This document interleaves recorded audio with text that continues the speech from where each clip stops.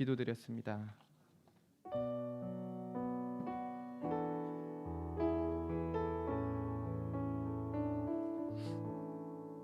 하나님 말씀 보시겠습니다. 하나님 말씀은 열왕기하 4장 1절부터 7절 말씀입니다. 열왕기하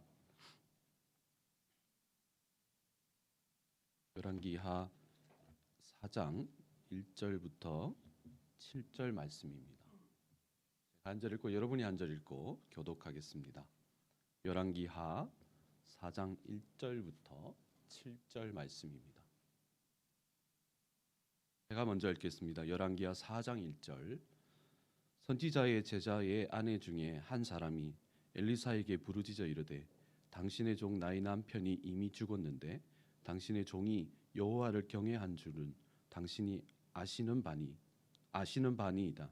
이제 빚준 사람이 와서 나의 두 아이를 데려가 그의 종을 삼고자 하나이다 하니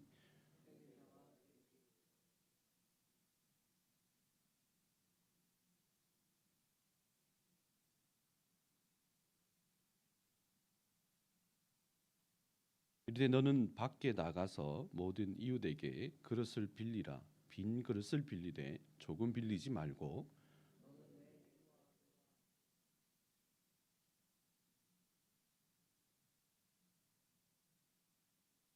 여인이 물러가서 그의 두 아들과 함께 문을 닫은 후 그들은 그릇을 그에게로 가져오고 그는 부었더니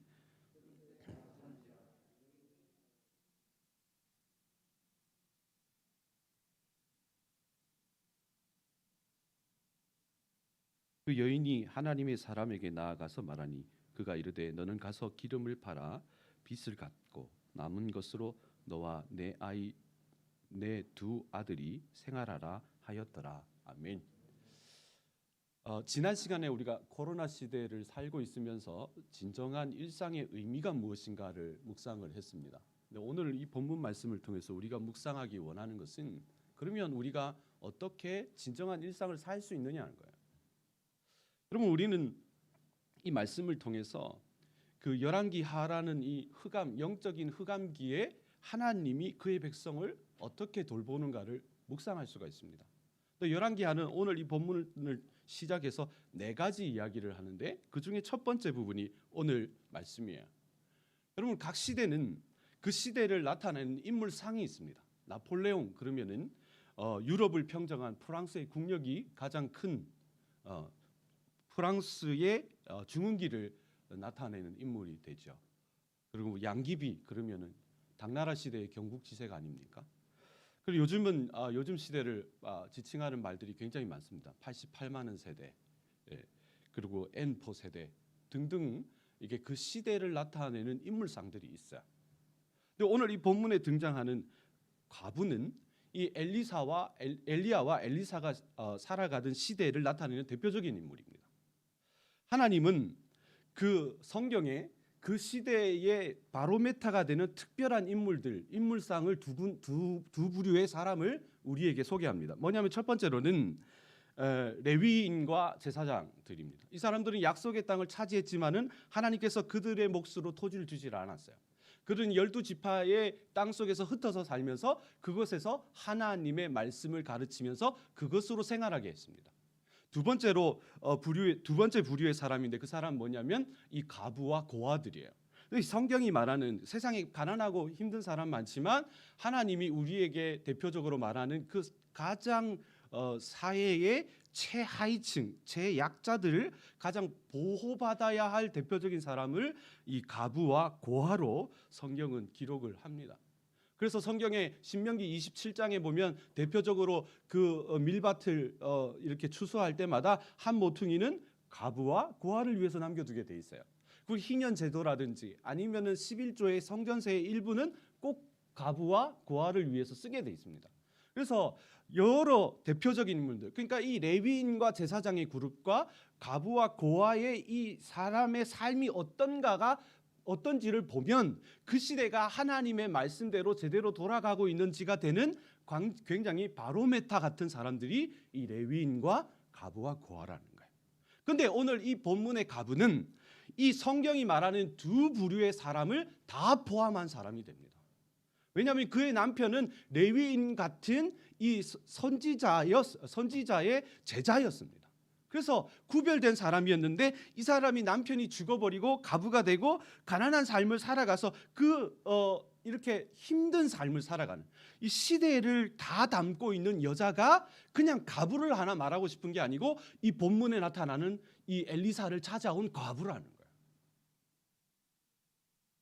여러분, 만약에 하나님의 말씀이 제대로 작당됐다면 이 가부는 먹고 사는 것만은 그렇게 어려움을 겪지 못했을 겁니다. 그런데 오늘 이 본문의 이 열왕기 하의 이 시대는 오므리 왕가의 아합 시대, 아합 왕의 시대예요. 그 시대는 모든 사람이 하나님을 버려버리고 그 가나안 땅에 바알 신을 섬기던 시대예요. 하나님이 오죽하면 엘리사에게 나타나서 수백만, 어떻게 보면 1000만이 넘는 이스라엘 백성 중에 고작 7,000명만이 바알에게 무릎을 꿇지 않았다고 공식적으로 선언한 시대. 그러니까 모두가 하나님을 버리는 것이 당연한 시대이고 자기 마음대로 살아가는 것이 너무나 당연한 시대이고 우상 숭배가 만연한 시대예요. 그렇기 때문에 이 가부 하나, 특별히 레위 지파처럼 정말로 순결하게 살아가다 그 남편을 잃어버리고 가난하게 살아가는 이 가부를 하나님의 말씀으로 돕는 것은 기대하기 어려운 시대였습니다. 그래서 오늘 본문에 등장하는 이 여자는 믿음으로 열심히 살았지만은 남편도 잃어버리고 가부가 돼버리고 가난해져가지고 있는 그 두 아들마저도 종으로 뺏겨야 하는 굉장히 답답하지만 현실적으로 뭔가 선택할 것이 없는, 다급하지만은 내게 가진 것이 없는 굉장히 불쌍한, 개인의 잘못은 아니지만은 이 시대의 아픔을 한 사람에게 다 담고 있는 사람이 누구예요? 이 가부라는 거예요. 여러분, 우리가 이런 일상의 아픔을 겪는 사람을 만난다면 여러분 무슨 얘기를 해줄 수 있을 것 같습니까? 뭐라고 얘기를 할 것 같습니까? 믿음으로 살다가 이렇게 됐는데 뭐라고 얘기를 해야 될까요? 기도를 더하라 그럽니까? 헌금을 더하라 그럽니까? 봉사를 더하라 그럽니까? 뭐를 얘기해 줘야 될까요? 하루하루를 버티기가 힘든데 그들에게는 평범한 일상이라는 것은 꿈 같은 얘기고 어쩌면 그냥 사치스러운 삶인지도 모릅니다. 그런 여자가 그 아픔을 다 담고 시대의 아픔을 다 담고 하나님 나라의 안타까움을 다 담고 엘리사를 찾아왔어요. 그 엘리사가 그 여자에게 해준 말 한마디 한마디를 우리가 깊이 묵상한다면 이 코로나 시대에 고통을 겪는 우리마저도 정말로 어쩌면 일상을 품기가 쉽지 않을 수도 있지만 우리가 하나님 안에서 진정한 일상을 꿈꿀 수 있는 사람이 되는 줄로 믿습니다. 그래서 그 엘리사의 얘기를 우리가 한번 묵상하면서 일상을 회복하는 믿음의 방법을 한번 찾아보기를 원합니다. 여러분, 첫 번째는요, 우리가 일상을 회복하기 위해서는 아닌 것을 부정할 수 있어야 돼요. 아닌 것을 아니라고 부정할 수 있어야 돼요. 여러분, 우리의 진정한 일상의 회복은 부르짖음을 통해서 찾아옵니다. 여러분, 오늘 이 본문의 과부는 어떤 마음으로 찾아왔을까요? 이 엘리사를. 여러 가지 방법이 있겠지만은 본문 말씀에 보면 이 4장 1절에 보면 이 내면적으로 이 여자가 굉장히 다양한 감정들이 뒤섞여 있는 것을 알게 돼요. 같이 한번 읽어보겠습니다. 4장 1절 말씀입니다. 시작. 선지자의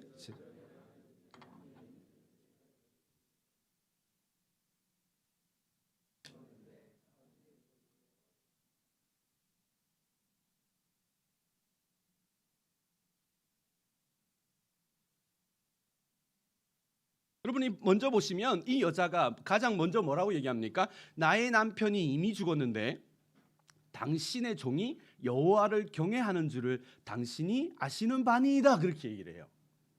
여러분, 우리가 이 여자가 그냥 이 여자의 남편과 이 여자가 믿음을 지키는 거, 뭐 믿음 지킬 수 있지, 열심히 신앙생활할 수 있지, 그렇게 생각할 수 있지만 이 열왕기 전체의 통을 알면 이 열왕기 왕 중에서 가장 악하고 가장 추악하고 가장 하나님을 배신할 때가 오므리 왕가의 아합 왕 때입니다. 근데 그 시대에 이 믿음의 선지자 하나가 7천 명 중에 자기들끼리 믿음 하나 지킬 거라고 다 세상 팽개치고 그 엘리야의 선지자 학교에 거기 가서 평생을 살았는데 믿음으로 자기 헌신 다 했는데 남은 거 없고 남편 죽어버렸대 말이야. 이 흑암의 시기에 그래도 하나님을 믿고 여호와를 경외하는 삶을 살았던 것을 저들은 기억해요. 그 삶의 수고와 노고와 눈물들을 기억하는 거예요. 저는 그렇게 한 번씩 어떤 교회를 가보면 그 교회가 작고 뭐하고 상관없이 저한테 영적인 감각이 조금씩은 있는데 뭐냐면 그 땅에 흘려진 그 권사님들, 장로님들, 집사님들, 어른들의 눈물을요 무시할 수 없어요. 딱 앉으면 기도가 되는 터가 있어요.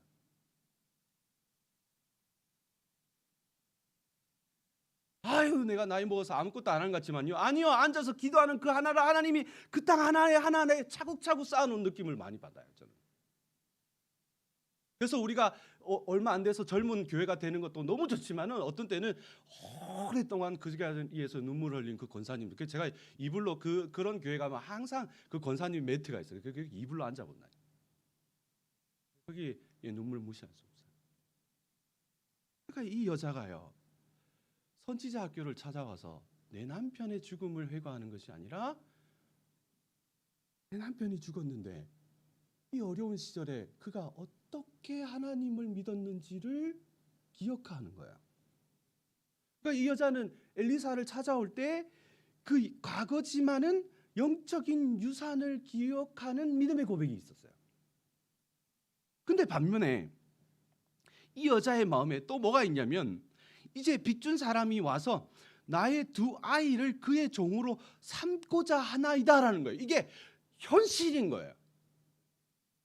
여기 오늘 이 본문에 보면 원어대로 보면 이 두 아들을 종으로 지금 잡아 갓버린 거 아니고요. 삼고자 하나이다. is coming, 이렇게 오고 있는 거예요. 그러니까 이 남편의 믿음도 좋지만은 어떻게든지 엄마로서 이 아이를 지키고 싶은데 이 아이를 데리러 오는 중이에요. 이 사람들이. 그러니까 해결할 수는 없는데 자기 안에 믿음은 있지만은 이게 해결 안 될 것 같은 다급함이요. 사람이란 게 뭐 하나 그냥 슬픈 마음, 그냥 기쁜 마음 이렇게 있으면 자기 마음 찾기가 너무 쉬운데요. 사람이라는 게 감정이란 게 온통 뒤섞여 있는 경우가 너무 많아요. 내가 이게 기쁜 건지 슬픈 건지, 내가 슬퍼해야 되는지 기뻐해야 되는지, 어찌해야 되는지를 모르는 거예요. 그래서 이 여자는 진짜 내면적으로 믿음의 고백도 있지만은 현실적으로 혼돈하는 마음이 있는 거예요. 여러분, 우리가 힘이 들고 어려울수록 우리 마음에 이 혼돈이 깊어져요. 생각이 많아져요. 뒤섞여져요. 믿음이 없는 게 아니에요. 믿음이 있어요. 아무리 막 배악한 삶을 살아도요. 교회 다니는 사람들 그 밑에 끄집어 보면요. 너무너무 깊은 마음 안에 예수를 찾는 마음이 있어요. 제가 대학교 때 별명이요. 몸에 무알코올 육체였어요. 제가 토목공학과를 갔는데 온데 다 술을 먹는 거예요.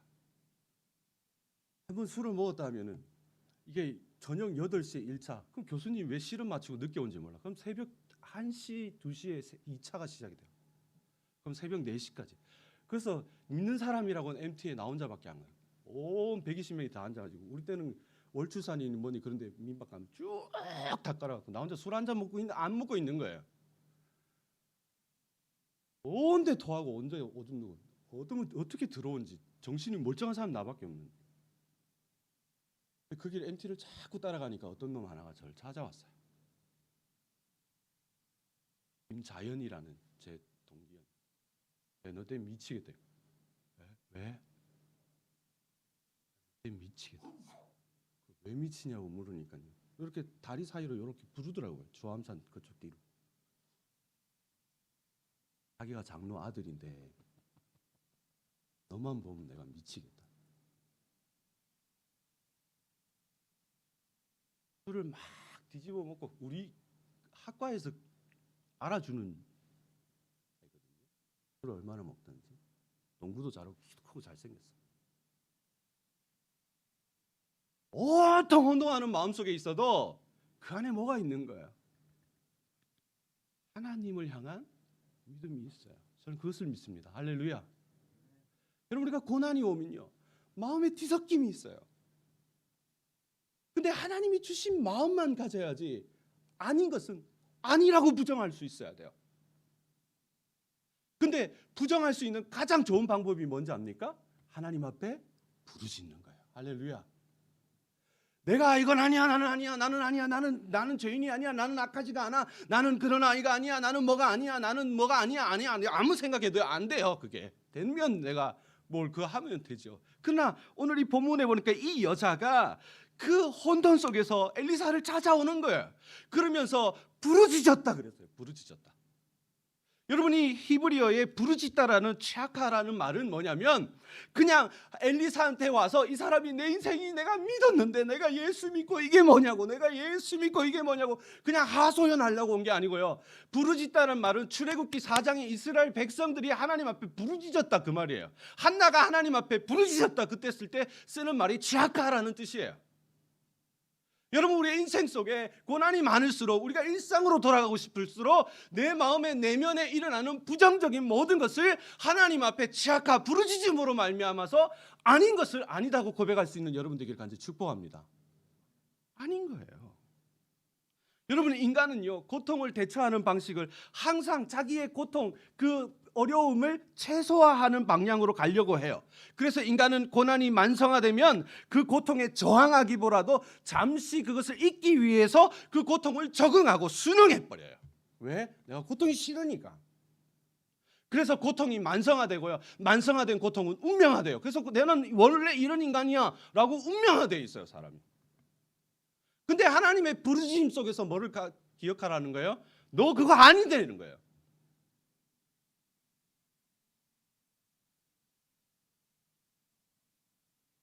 여러분, 우리가 일상을 회복하려고 하는 마음이 있어야 돼요.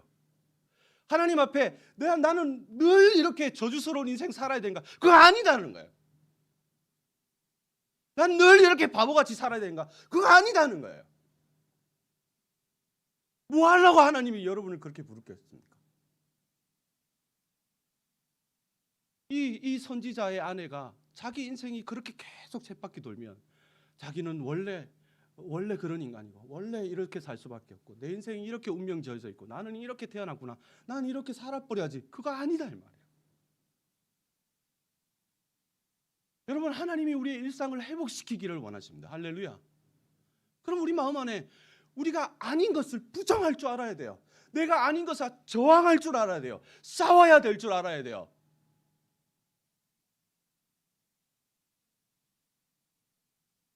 여러분, 그 마음 안에서 일상을 회복하려는 주님의 마음이 있기를 간절히 축복합니다.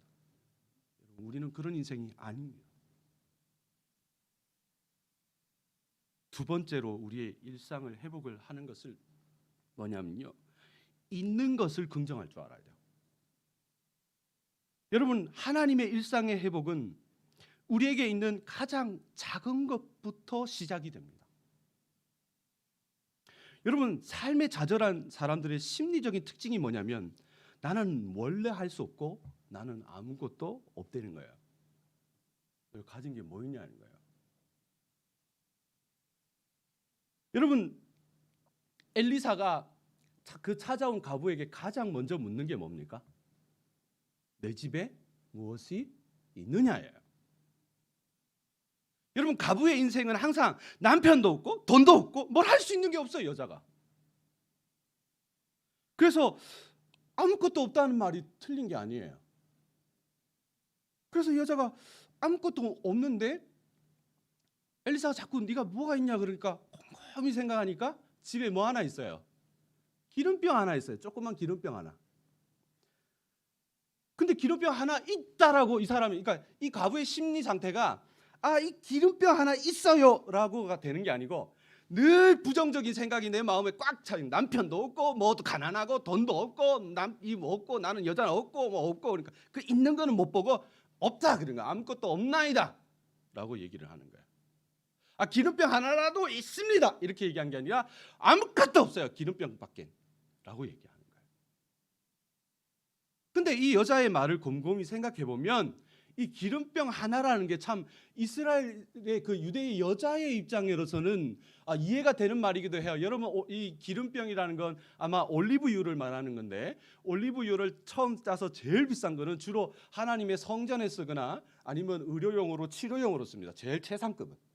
두 번째 나오는 기름은 이제 주로 받아놨다가 음식할 때 이렇게 뿌리거나 먹습니다. 그리고 세 번째 짜는 가장 안 좋은 기름은 이제 우리로 말하면 호롱불 같은 등불로 쓰는 거야.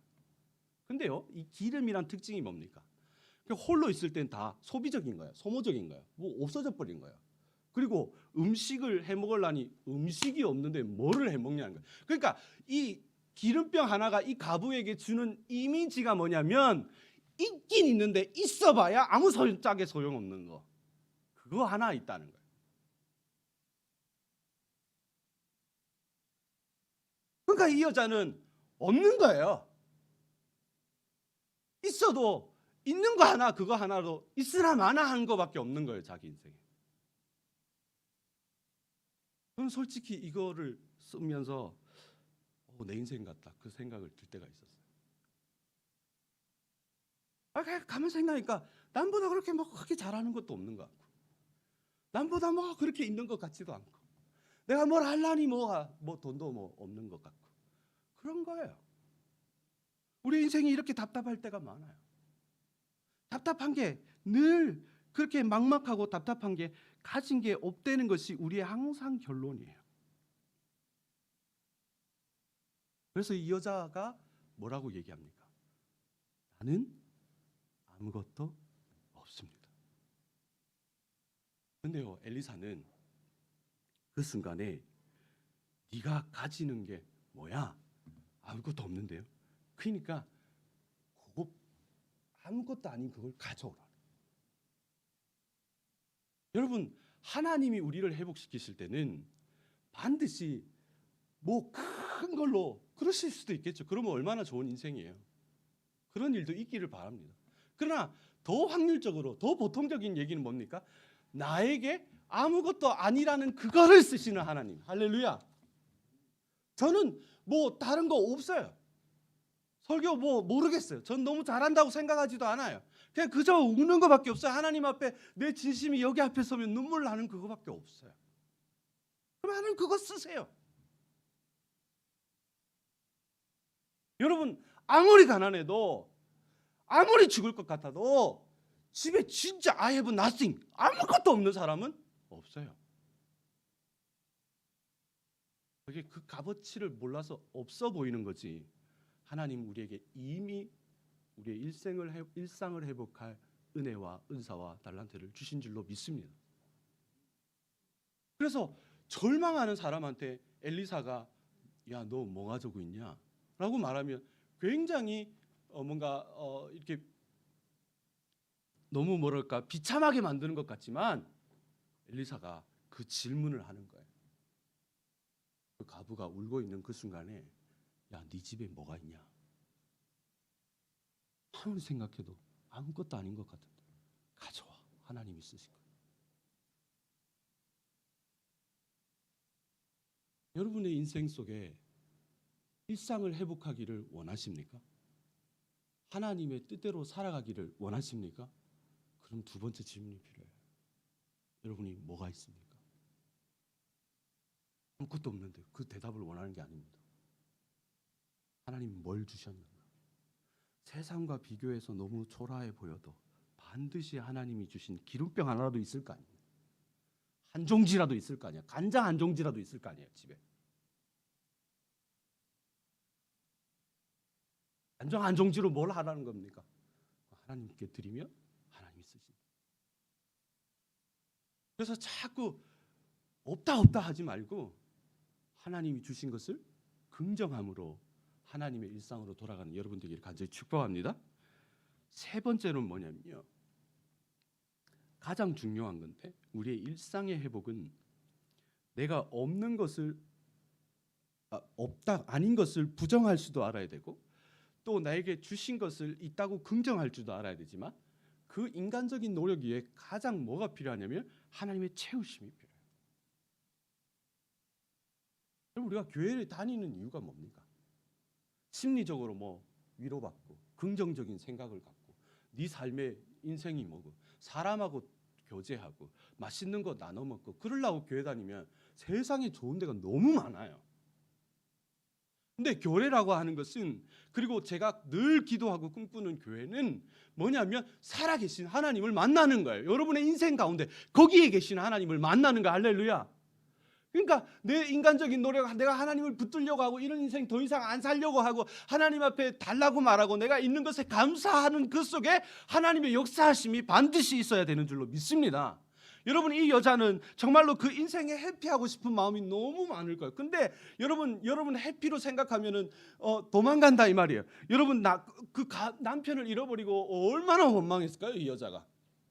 그리고 남편을 잃어버리고는 좀 나아지려고 그렇게 그 노력하고 또 노력했는데 정말 그 인생을 찾아온 가난이라는 것은 인생을 송두리째 밑바닥으로 깔아놓기 처음 너무 당연한 거예요.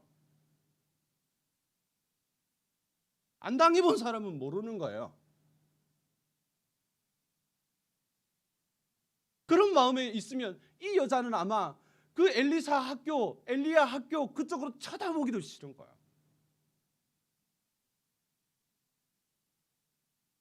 근데 이 여자의 마음속에 그 엘리사 학교를 찾아가야만 하는 이유가 생겼어요. 자식이에요, 자식. 그러니까 두 가지 얘기가 그 여자의 고백에서 탁 튀어나오잖아요.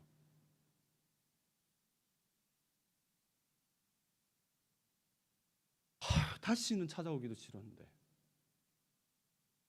할 수 있는 방법이라고는 이거밖에 없고 하나님 앞에 돌아온 겁니다.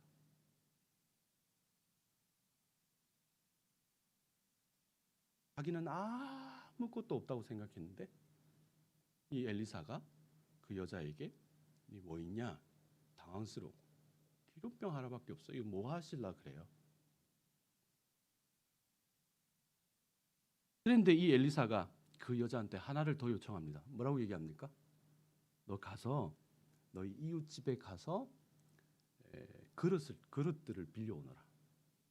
그러니까 아무것도 아닌 것 같죠. 그냥 그릇 빌려오면 될 것 같은데 이 여자 입장에서, 과부의 입장에서는 굉장히 부담스러운 걸 수 있어요.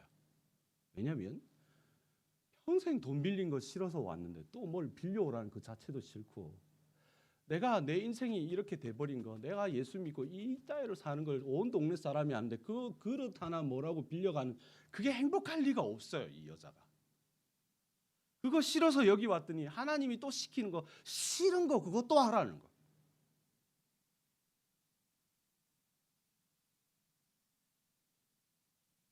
왜 엘리사는 이 여자가 싫어하는 것만 질문하고 이 여자가 하기 힘든 것만 시키냐?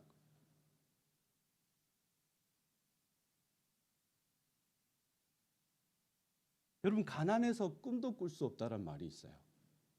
아십니까? 청년들은 잘 알 거예요.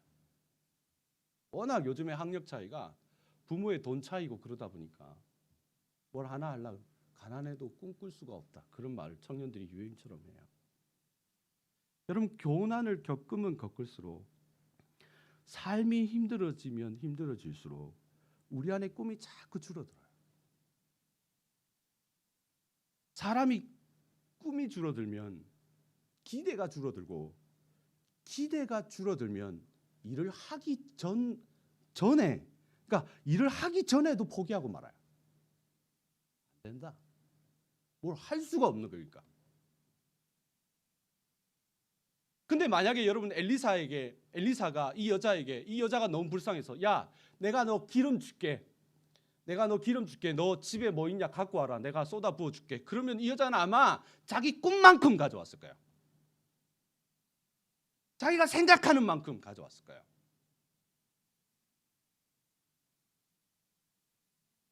제가 서울에 사는 그 강남에서 일하는 제자를 만나갖고 걔한테 물었어요. 야, 나는 어렸을 때 강남에 한번 살아보는 게 꿈이었는데, 그런 꿈이 있었다는 얘기입니다. 가고 싶다는 얘기 아니에요. 근데 제가 그게 이제 이 촌놈이 거기 가서 사니까, 야, 네 강남이랑, 그래 강남 그런데 강남이랑 그 부산에서 살아보는 게 차이가 뭔 거 같냐 그랬더니 걔가 하는 말이 이거였어요. 부산 애들은 꿈을 꿀 때 부산 안에서 꿈꾼다는 거예요. 근데 강남 애들은 처음부터 학교를 갈 때 어쩌면 내가 외국을 나갈 수 있다 하고 준비한대요. 그러니까 꿈의 폭이 다른 거야. 그처럼 이 엘리사가 만난 이 여자는 이미 그 마음의 수치 때문에, 그 가난 때문에, 그 고통 때문에 이미 이 여자는 자포자기해요. 꿈이 없으니까 기대가 없고, 기대가 없으니까 일을 하기 싫어요. 그런 사람한테 야, 너 앞으로 뭐 할래? 그러면 그냥 간장 종지 한 5개 갖고 온다니까요. 근데 엘리사가 그 여자를 보냅니다. 어디다 보냅니까? 그냥 가서 야, 온 동네 가서 네가 원하는 대로 가서 그릇을 빌려와라, 그렇게 얘기를 안 했어요. 오늘 본문 3절을 한번 보실까요? 같이 읽겠습니다. 시작. 이르되 너는 밖에 나가서 모든 이웃에게 그릇을 빌리라. 빈 그릇을 빌리되 조금 빌리지 말고, 이렇게 돼 있어요. 시켜요. 엘리사가 이 여자한테 너 가면 이 너 동네에 있는 모든 집에 가서 빌려라는 거예요. 그리고 두 번째는 뭡니까? 그 집은 문을 똑똑 두드려요. 여보세요, 계세요? 네, 그릇을 빌리러 와서. 그럼 무슨 그릇을? 빈 그릇 있으면 다 주세요. 그러니까 빌리되 조금 빌리지 말고, 그냥 제가 필요해서 그런데 빈 그릇 하나만 주실래요? 이렇게 빌리지 말고 집마다 다 두드려서 뭐라는 거예요? 당신 집에 있는 빈 그릇 몇 개입니까? 10개. 그거 다 주세요. 당신 집에 몇 개입니까? 8개. 다 주세요. 그래서 시키는 대로, 하나님이 시키는 대로 모든 집에 가서 빈 그릇마다 다 빌려오니까 거기에 모든 그 그릇을 빌릴 때마다 아마 이 여자는 그 만나는 사람마다 수치였을 거예요. 그릇마다 이걸 뭐 하려고 무가치였을 거예요. 그 빈 그릇은 우리 눈에는 그냥 엘리사 앞에 이렇게 펼쳐져 있는 빈 그릇은 그냥 빈 그릇 기름 받으려고 펼쳐놨구나, 그렇게 생각할 수 있지만 이 과부의 눈으로 바라볼 때는 그 빈 그릇마다 그 과부의 눈물이 쌓여 있고, 그 수치심이 가득 담겨 있고, 그 과부의 그 싫은 그 마음이 가득 담겨 있는 거예요.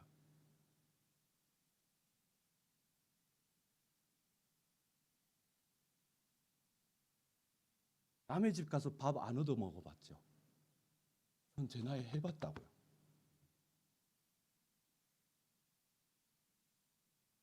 과부의 인생이 다 담겨 있어요. 근데 하나님의 말씀대로 쫙 하고 나니까 상상도 못한 일이 벌어진 거죠. 그 그릇이 몇 개인지는 몰라도 분명히 과부가 생각하는 것보다는 훨씬 많은 그릇을 빌려왔을 거예요. 엘리사의 말대로 해서. 근데 그 그릇마다 하나님의 은혜가 임했어요. 몸을 다 채워주시고, 기도마다, 수치마다, 허영마다, 가슴 아픔, 가슴 저리는 것마다 하나님의 기름을 막 부어주시고. 여러분, 우리의 인생에 하나님의 말씀에 순종하고 하나님의 말씀에 그 통치가 이루어짐으로 말미암아서 하나님의 채우심을 경험하지 않는 이상 우리는 믿음을 빙자한 또 다른 노력을, 믿음을 빙자한 종교 생활을, 또 믿음을 빙자한 우리의 삶의 반복을 일상이라고 믿고 살아갈 거예요.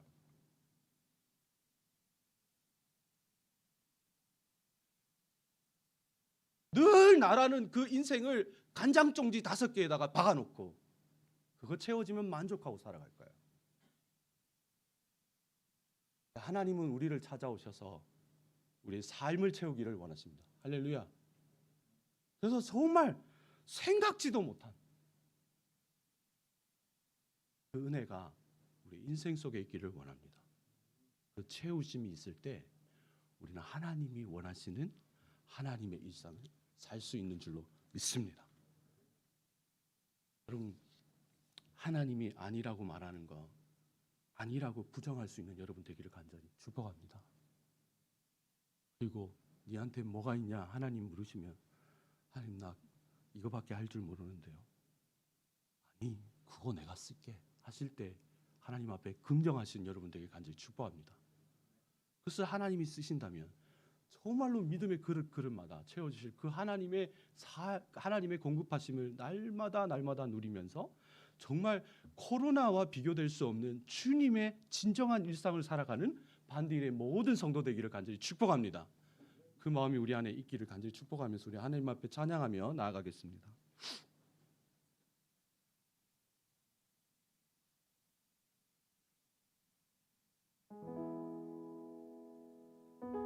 여러분, 꿈이 뭡니까?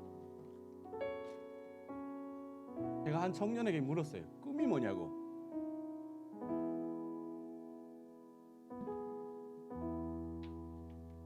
대기업 갔거든요. 그 지가 꿈꾸던 공기업에 만나서 너무너무 좋은 한전에 다니니까 제가 물었어요. 그게 만족하는 것 같아서.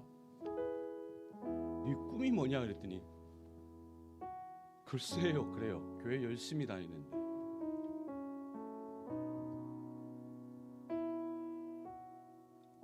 우리를 하나님을 이용해서 직장을 이루려고 우리의 인생을 살지 않았습니다.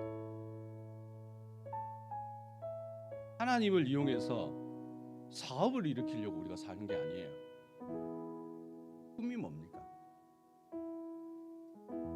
하나님의 공급하심이 우리의 어떤 빈 그릇마다 차기를 원하십니까?